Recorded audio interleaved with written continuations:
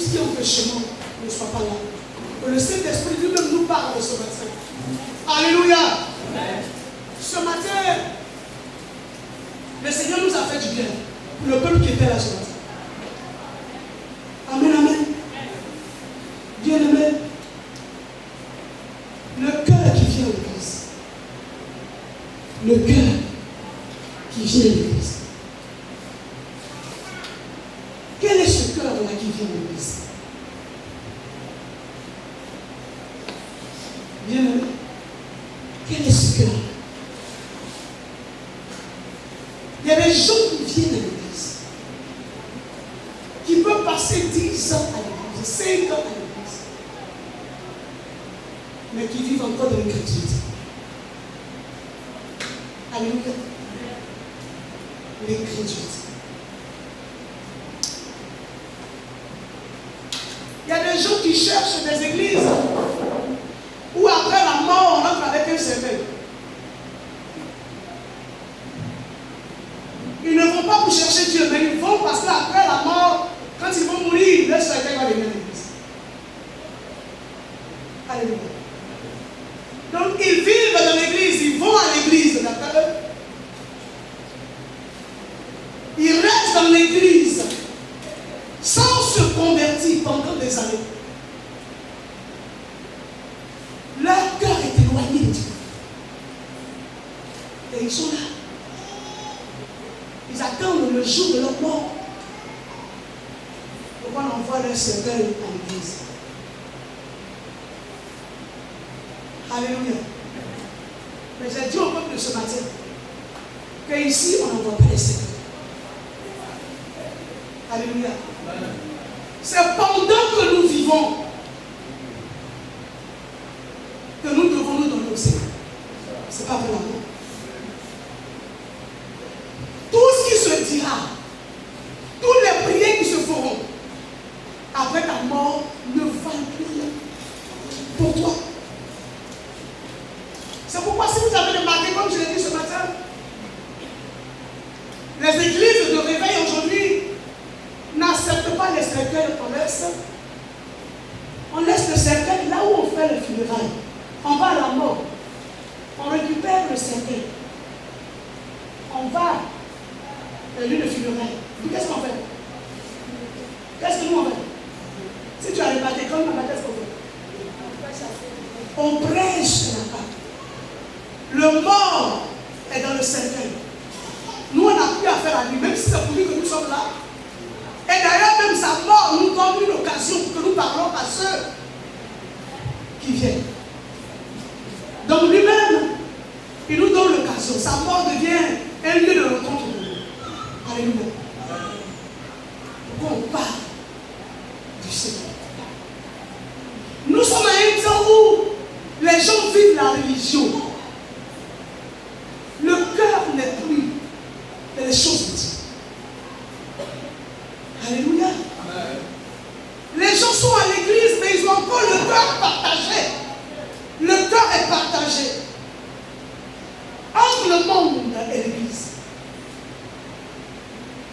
Alléluia. Amen. Le cœur est partagé entre le monde et l'église. Mais je voulais informer quelqu'un ce matin que le Seigneur ne partage pas sa gloire. Où ton cœur est à tout à lui, où ton cœur est dans le monde, tu peux aller. Il peut permettre que tu ne meurs pas. Et venir à l'église pour l'accepter, mais être à l'église et avoir le cœur dans le monde. Un cœur, une partie dans le monde et une partie à l'église, c'est de mal faire les choses. Alléluia. Le Seigneur ne prend pas des sacrifices à moitié. Il veut la totalité du sacrifice. Il veut que le cœur là soit un sacrifice pour lui. C'est pourquoi dans Romains 12, Paul va insister pour que nous nous donnons entièrement. Il dit se donner entièrement, donner son cœur totalement au Seigneur est le meilleur culte que nous rendons à Dieu. Alléluia.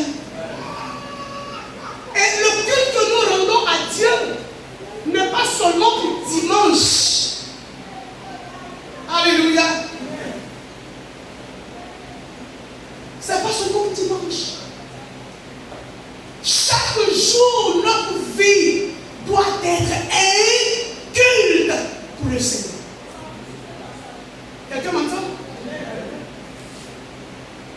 Je n'attends pas dimanche pour donner mon cœur au Seigneur. Alléluia. C'est pas dimanche. C'est une vie de tous les jours. Une vie de chaque instant. Une vie qui vous inquiète. Au Dieu suprême. Alléluia. Tu ne peux pas, comme je disais ce matin, rompre ton sommeil. Depuis 6 heures pour nous, on est là. On se levait à 4 heures. Le temps de prier, le temps de se laver. Et je viens de la présence de Dieu. Et je ne lui donne pas mon cœur. Mais ma présence, ça signifie quoi? Quelqu'un m'entend? Je viens, je suis là, mais mon cœur est fermé. Mais qu'est-ce que je fais dans la maison de Dieu? Alléluia. Il a dit dans 1 Corinthiens 3, le verset 16, il dit, ne savez-vous pas que votre corps est le temple de Dieu, que Dieu habite en vous? Mais quand on parle du lieu d'habitation de Dieu, ce n'est pas les murs que vous voyez. Notre cœur est le lieu de rencontre. Le cœur de l'homme est le lieu de rencontre. C'est ce que le Seigneur a fait dans le passé. Ce qui s'est passé, ce qui est passé est l'ombre des choses à venir. Avant le Seigneur pour parler à Moïse, lui Moïse se croisait où? Dans la tente d'assignation. Alléluia. C'est là-bas qu'il parlait à Moïse. Aujourd'hui, il n'y a plus de tente d'assignation. Bien-aimé, la tente d'assignation, c'est d'abord ton cœur. C'est le lieu de rencontre.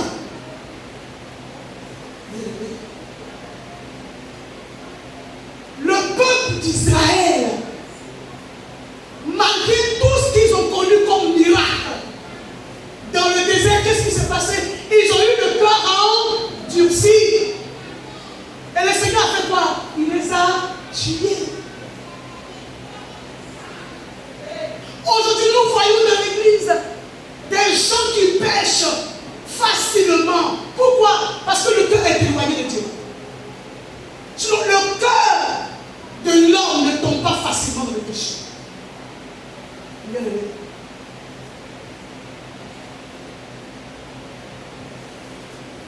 Amen, amen. Amen. Le cœur de l'homme. Le cœur de l'homme. Bien aimé, tu ne connais pas ton cœur. Il n'y a que Dieu qui connaît ton cœur. Le cœur de l'homme a été souillé depuis le jardin d'Éden. Alléluia. Par le péché de désobéissance, le cœur d'Adam et Ève a été transformé. Le péché a pris la place. Alléluia. Et chacun de nous ici descend. Nous allons descendre. Amen. Mais quel est le cœur que le Seigneur cherche?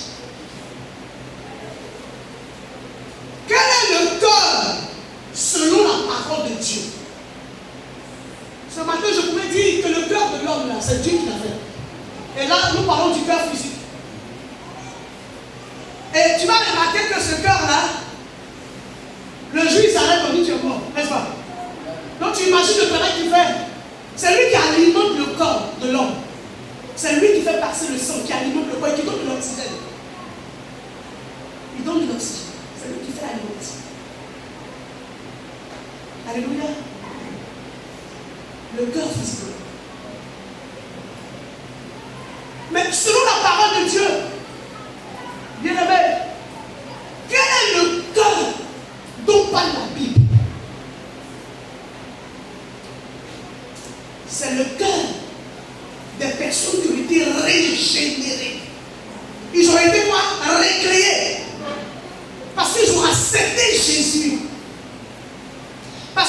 accepté l'œuvre de rédemption. Et parce qu'ils ont pris l'engagement de passer par les eaux du baptême. Parce qu'ils ont pris l'engagement de marcher avec le Seigneur de manière sincère. Ce cœur-là, le Seigneur le récrée. Alléluia. Ce cœur-là ne va plus suivre. C'est mauvais comme choc. Mais ce cœur-là va suivre les pensées du Seigneur. Quelqu'un me dit Amen. Gloire à Dieu. Le cœur selon la Bible. Le cœur récréé. Le cœur régénéré par la puissance du Saint-Esprit. Alléluia. Le cœur que le Saint-Esprit transforme. Être appelé enfant de Dieu ne suffit pas. Il y a un travail que Dieu doit faire en nous. Dans le cœur. Gloire à Dieu. Quelqu'un me dit quoi? Amen.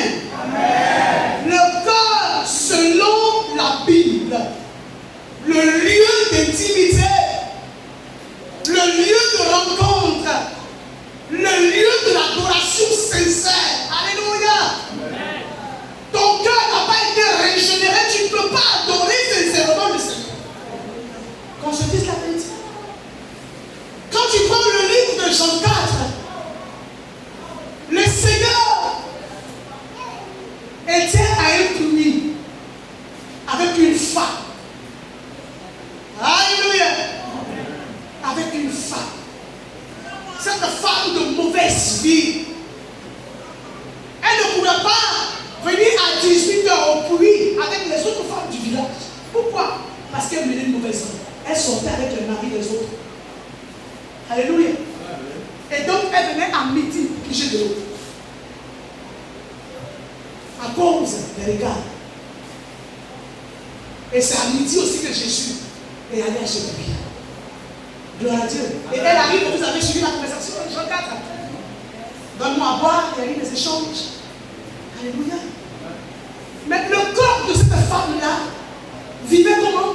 Vivait dans le péché. Elle était une femme qui avait une mauvaise vie. Alors je voulais demander à quelqu'un ce matin, depuis que tu lis Jean 4, est-ce que tu as lu que Jésus lui a imposé la main? Non. Jésus lui a donné la parole de connaissance. Va appeler ton mari, je n'ai pas de mari, où tu fais bien, parce que tu es sorti à cette personne. Alléluia. Elle a reçu. Et elle dit quoi? Elle dit non. Nous les Juifs n'avons pas de relation. Avec les Samaritains n'ont pas de relation avec les Juifs. Tu me dis comment de l'eau. Et on va lire quelque part. Prenons la parole de Dieu. Dans le livre de Jean 4. Pour parler des personnes qui fréquentent l'église et qui ne donnent pas leur cœur. Jean 4.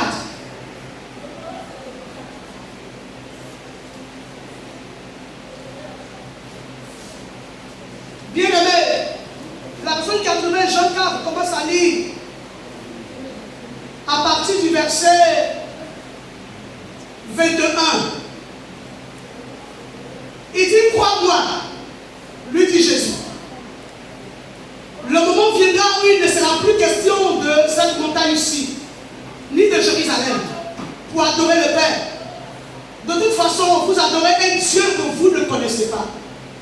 Tandis que nous adorons le Dieu que nous connaissons. Car le salut de l'humanité sortira du peuple juif. Mais le temps viendra, non, il est déjà là, où l'Esprit qui révèle la vérité rendra les vrais adorateurs capables d'apporter au Père un culte spirituel et conforme à la vérité. Car le Père cherche les hommes qui l'adorent ainsi. Dieu est un être spirituel et il faut que ceux qui veulent l'adorer lui rendent des cultes qui soient spirituels et conformes à la vérité. Alléluia. Alors si nous prenons, ça c'est ma version, nous prenons la version Louis II. La version que je viens de lire, c'est la parole vivante. Alléluia. Nous prenons la version Louis II que beaucoup de personnes ont. Je vous appelle à acheter des Bibles. Vous avez bien vos portables. Mais vous voulez que nos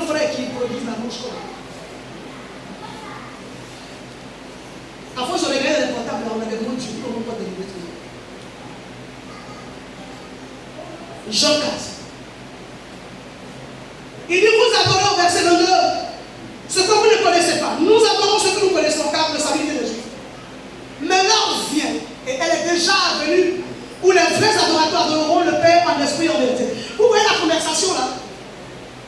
Est-ce qu'il y a eu un départ et bien arrivé? Est-ce qu'elle est partie et bien arrivée? La conversation s'est passée où? Allez, stop ici. Alléluia. Jésus ne lui a pas imposé la main. Mais on arrive à tout après la conversation. Elle a été quoi? Elle a été quoi? Convaincue dans son cœur que celui qui est en face de lui n'est pas un homme normal. Alléluia. Dans son cœur. Alléluia. Elle n'est pas allée. Elle n'est pas venue. Non. Mais ça fait combien de temps que nous venons à l'église? Ça fait combien de fois que nous écoutons les enseignements? Je connais dire que cette femme, une femme de mauvaise vie qui croit au Seigneur, qui entend la parole de Dieu pour une seule fois, pour une première fois. Il n'y a pas eu de fois. Cette femme-là prend la résolution de faire quoi? De faire quoi? De faire quoi? D'aller et d'annoncer la parole de Dieu. Aujourd'hui, dans l'église, surtout les femmes, nous allons d'église en église. Nous cherchons, beaucoup disent ça, je cherche ma délivrance. Mais où se trouve la délivrance? Est-ce que la délivrance se trouve chez un pasteur? La délivrance se trouve chez un bishop. La délivrance chez un révérend. La délivrance se trouve dans un bâtiment. Où se trouve la délivrance? La délivrance se trouve dans la parole que nous entendons. Alléluia. Et quand nous parlons du cœur, la délivrance se manifeste dans le cœur. La femme a entendu, il y a eu un déclic dans son cœur. Et qu'est-ce qui s'est passé? Elle est allée sur place. Oh non, j'aime la parole du Seigneur parce que c'est la vérité. Elle est allée sur place, aller annoncer les vertus du Seigneur. Mais nous venons à l'église, il y en a même qui se donnent même des envies, qui prient aujourd'hui dimanche ici, demain ils vont dans une autre église, demain ils vont dans une autre église. Nous parcourons les églises pour chercher quoi? Pourquoi nous ne cherchons pas la parole du Seigneur? Alléluia. Le cœur de l'homme ne va pas être transformé par un pasteur. Ce n'est pas parce que tu vas aimer le pasteur que ton cœur sera transformé. Alléluia. Et beaucoup vont à l'église à cause des pasteurs, à cause des prophètes. Et je le disais ce matin, il y a une de mes filles qui allait dans une église dans le Maroc. Et elle est venue me voir après. Maman, je suis allée à l'église là. J'ai une gendarme hein, qui est devenue pasteur. Pasteur en griffe. Qui vend de l'huile. Qui vend de l'eau. L'eau bénisse. D'après elle. L'huile qui est quittée en Israël. Alors je lui ai demandé, donc l'huile qui est produite ici, c'est pas bon, hein? Comment ça quitte en Israël? Alléluia. L'eau bénite. L'eau là est bénie comment? Comment on bénit l'eau? Donc l'eau que la source de nous donne là, c'est pas pour l'eau. C'est béni. Sinon, on allait tous mourir. Après l'avoir pris, parce que c'est béni qu'on ne donne pas. On voit ça plus. Qu'est-ce qui est béni ne donne pas la mort? Qui a appelé l'eau de la source ici qui est bonne? Alors on se promène. Et on cherche ce qui est près de nous. Alléluia. Parce que nous refusons d'accepter les principes du royaume. C'est un refus carrément. Et ce refus la sort du cœur. Quand nous disons que nous voulons suivre Jésus, on accepte l'engagement du baptême. On fait la scène. Nous sommes dans le royaume du Seigneur. Et maintenant, la maladie de l'âme, qui sont les désirs charnels là, alors nous parcourons les églises. Alors que c'est nos âmes qui sont malades. Et le remède de l'âme malade, c'est la parole du Seigneur. Est-ce que quelqu'un m'entend? L'âme qui est malade parcourt les églises à la recherche d'un bishop. Il va verser de l'huile sur ma tête. Il va me poser la main que j'aurai ma délivrance. Mais la délivrance, bien aimé, je t'enseigne ce matin. Je vais te montrer. C'est ma Bible de 1900 combien? Tu vois comment c'est déchiré? J'ai ça encore parce qu'elle me plaît. Alléluia. La délivrance ne se trouve pas dans la médecine dans une église. La délivrance se trouve dans la parole du cœur. Dans la parole de Dieu et que le cœur accepte. Nous refusons d'accepter. Alors nous parcourons les églises pour chercher notre délivrance. J'ai dit à une dame, à force de courir après les programmes de délivrance, de faire des jeûnes, tu vas trouver un jour Adam et Ève dans le jardin. Parce que c'est là-bas la source du problème. Alléluia. C'est là-bas la source, c'est là-bas la source. Mais quand tu entends la parole qui te dit, Adam et Ève sont rentrés sous la malédiction. Et Galates 3 nous dit que Christ c'est une malédiction. Pour que nous qui étions malédiction, devenons bénédiction, que tu as entendu que ton cœur épouse la parole. Pour qu'elle puisse agir en toi. Est-ce que ton cœur a épousé cette parole? Il dit, Christ était bénédiction. Philippiens 2 dit, il n'a pas vu être égal à Dieu, mais il s'est humilié. Bien aimé, Christ est égal à Dieu. Mais Christ s'est rabaissé. Alléluia. Christ est venu sur la terre. Amen, amen. Amen. Christ s'est donné. De maudit qu'on était, on est devenu béni. Parce qu'il a pris sur lui notre malédiction. Mais quand tu entends ça, ton cœur va épouser la parole. C'est la délivrance. Mais quand l'oreille entend et que le cœur n'épouse pas la parole, bien aimé, on a beau te prêcher, si tu n'as pas épousé la parole, tu n'auras jamais de délivrance. Alléluia. C'est pourquoi aujourd'hui, comme je disais ce matin, il y a des féticheurs de Jésus partout. Les gens travaillent pour Jésus, mais ils ne travaillent pas avec Jésus. Il y a travaillé pour Jésus, là on cherche l'argent. Il y a travaillé avec Jésus, là on prévoit d'entrer avec l'esprit. C'est lui qui nous quitte. Alléluia. Aujourd'hui, nos églises sont remplies de personnes qui ne viennent pas chercher le Seigneur, mais qui viennent à cause d'un mariage. Mais est-ce que dans le monde d'abord on se marie pas? Est-ce que pour se marier on a besoin d'être chrétien? Est-ce que pour avoir une voiture on a besoin d'être chrétien? Pour être riche, est-ce qu'on a besoin d'être chrétien?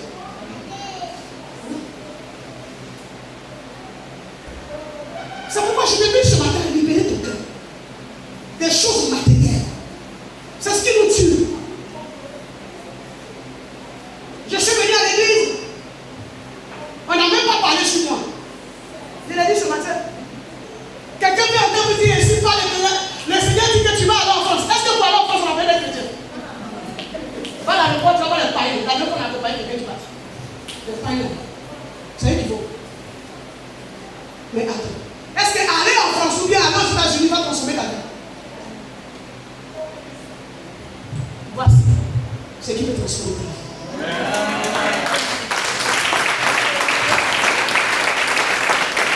Alléluia.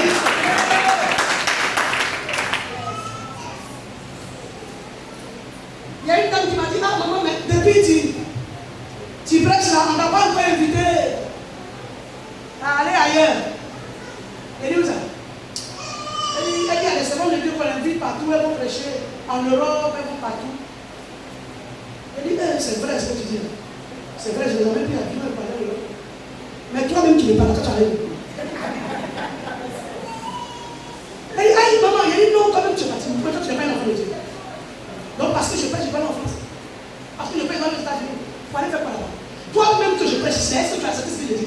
Pourquoi là ailleurs? C'est parce que tu n'as pas encore changé que je suis là. Tu vas changer, mais je vais pas changer.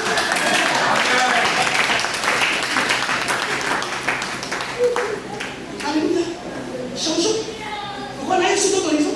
Mais toi-même qui viens à l'église, tu n'as pas changé. Si Dieu te fait partie, il va te donner ces bonnes paroles que tu aimes. Tu n'aimes pas la parole qui sort. Dis-moi amen. Alléluia. C'est parce que j'ai parti en Israël que je vais changer. C'est les autres de la chaise. Israël ne sauve pas. Sois béni, Seigneur. Ça ne change pas quelqu'un. Alléluia. Il y a des gens qui prêchent partout. Ils prêchent partout. Mais est-ce que c'est pour le temps qu'ils soient approuvés par le Seigneur? J'ai dit, moi je cherche l'approbation du Seigneur. Pour ne pas que Matthieu 7, 22 me l'attaque. Il dit, ce n'est pas tous ceux qui me disent Seigneur, Seigneur qui iront. Vous m'appelez Seigneur, Seigneur, mais vous ne faites pas ce que je vous demande de faire. Alléluia. Il faut que le cœur accepte les principes du mariage. Le problème, c'est le cœur. Je suis à l'église et j'entends la parole, mais mon cœur est encore partagé. Est-ce que je dois dire totalement oui? Ça, c'est des pensées. Est-ce que je dois dire totalement non? Seigneur, je vais faire. Est-ce que réellement tu as envie de faire? Si tu as envie de faire, l'Esprit est disposé. Demande au Saint-Esprit de t'aider. Alléluia. Le cœur de l'homme. Le Seigneur ne regarde pas ce que nous portons à nous, ni à ce que nous avons. Il ne regarde pas la taille qu'on a. Il ne regarde pas notre grosseur.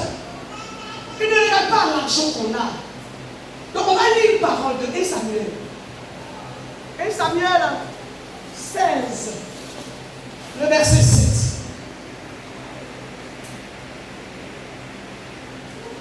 1 Samuel 16, le verset 7.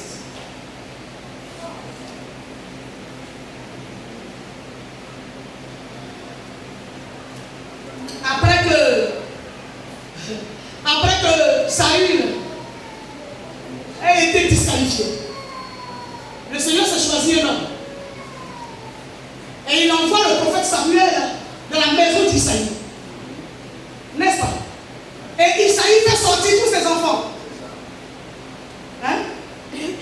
Et ils ont nommé un qu'on appelle au verset 6 Eliab. Dès que Samuel a vu comme il était grand, il était bien.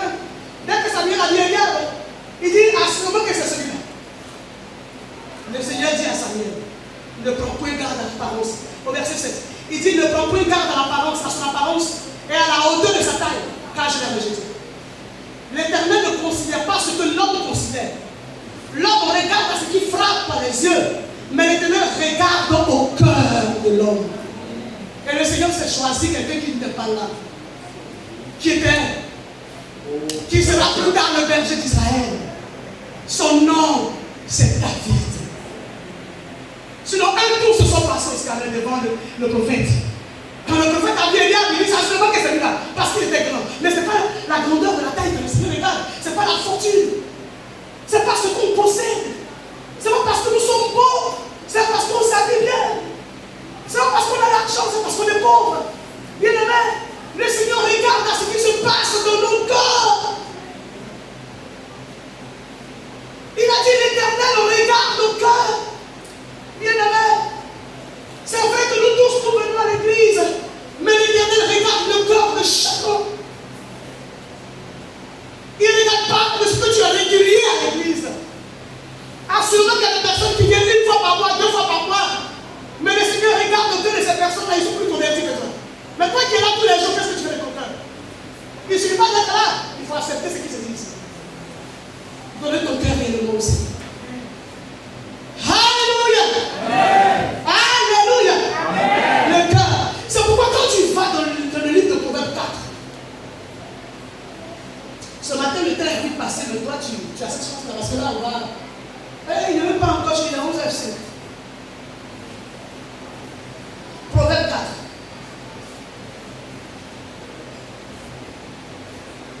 Proverbe 4.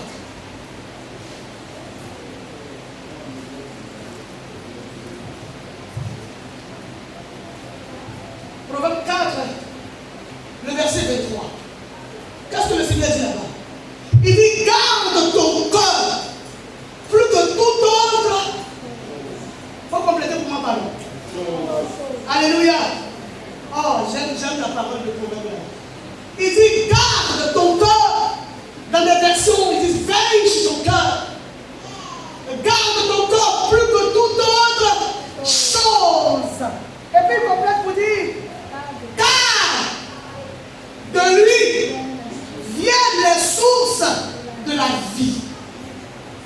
Du corps de l'homme viennent les sources de sa vie. Bien aimé, les sources de ta vie se trouvent dans ton cœur.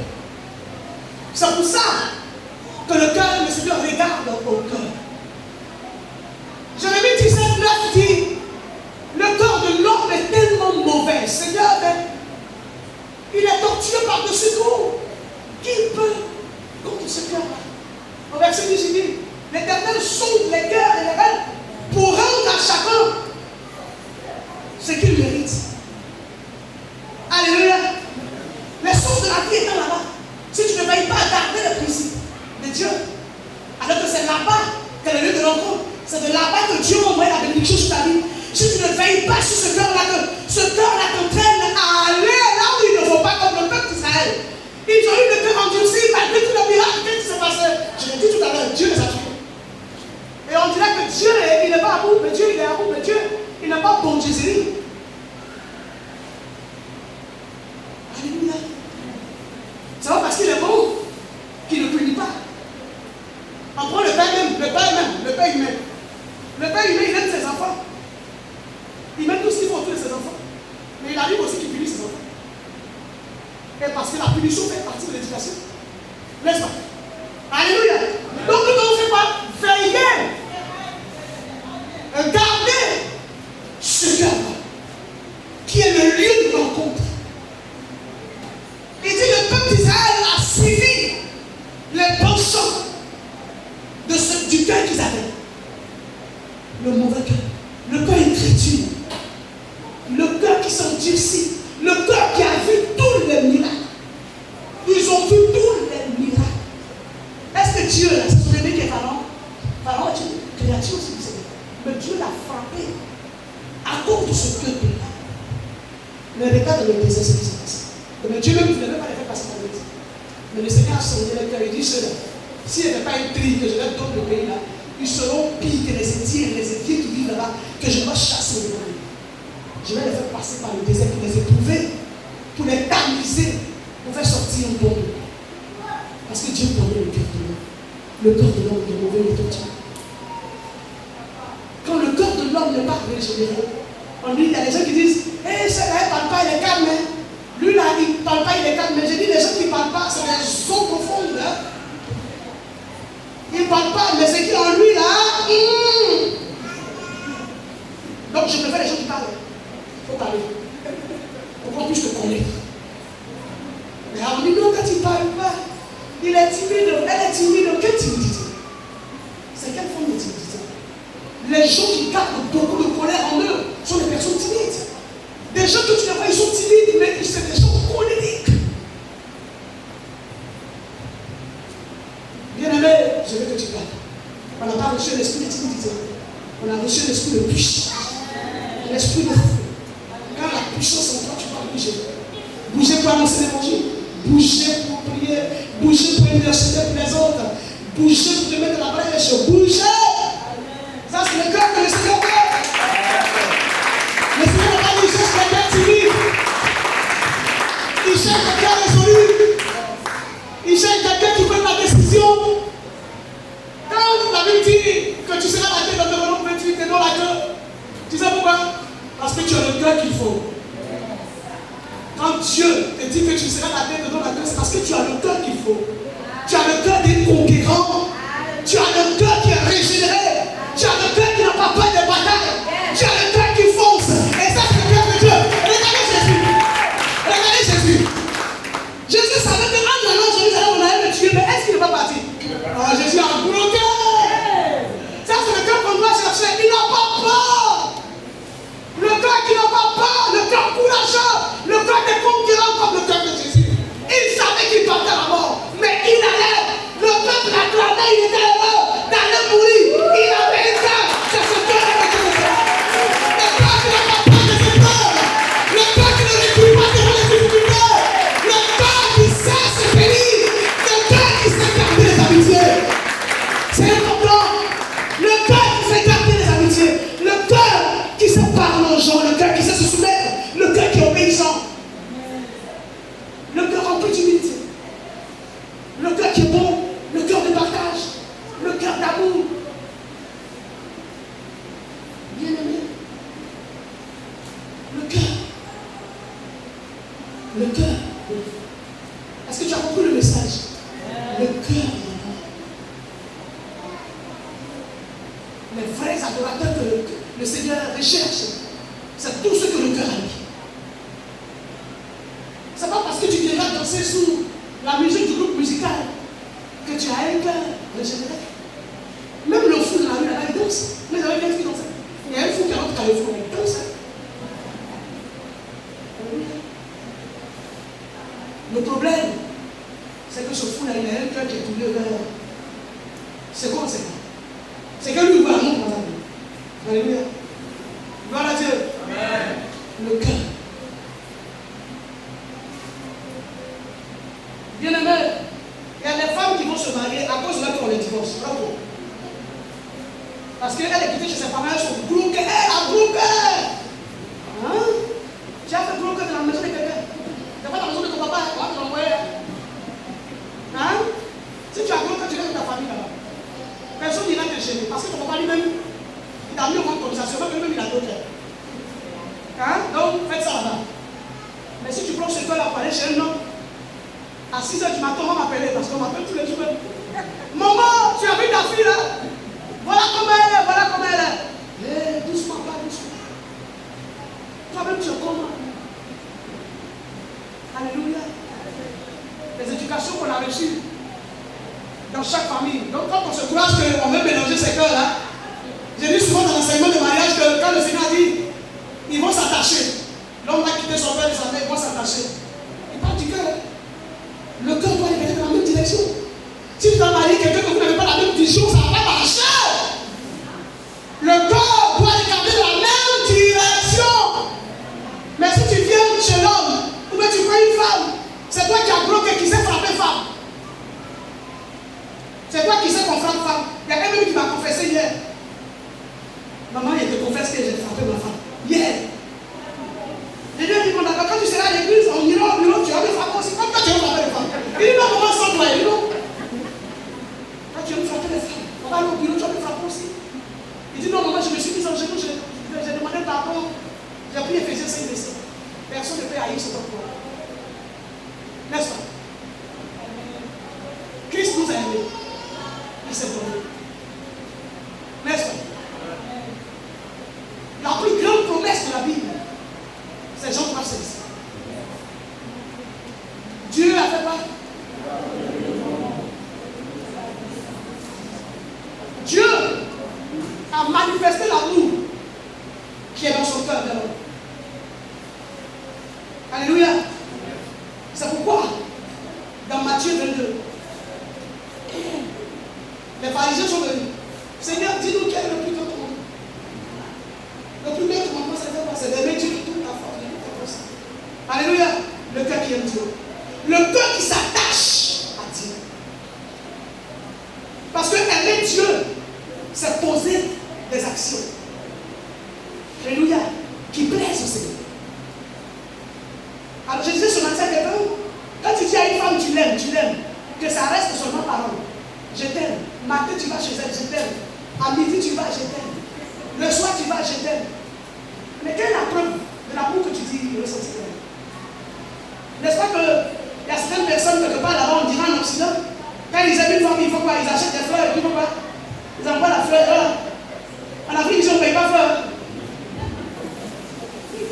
Hein? Depuis que tu aimes ta femme, tu aimes femme. Une femme que tu peux le convoiter, mais tu ne poses pas d'action. Ça reste toujours je t'aime, je t'aime, je t'aime. Mais je t'aime, mais à un moment, tu dis, je sais que tu m'aimes, j'ai compris. Oui, tu ne fais ça tous les jours, j'ai compris. Pose des actions pour prouver ton amour.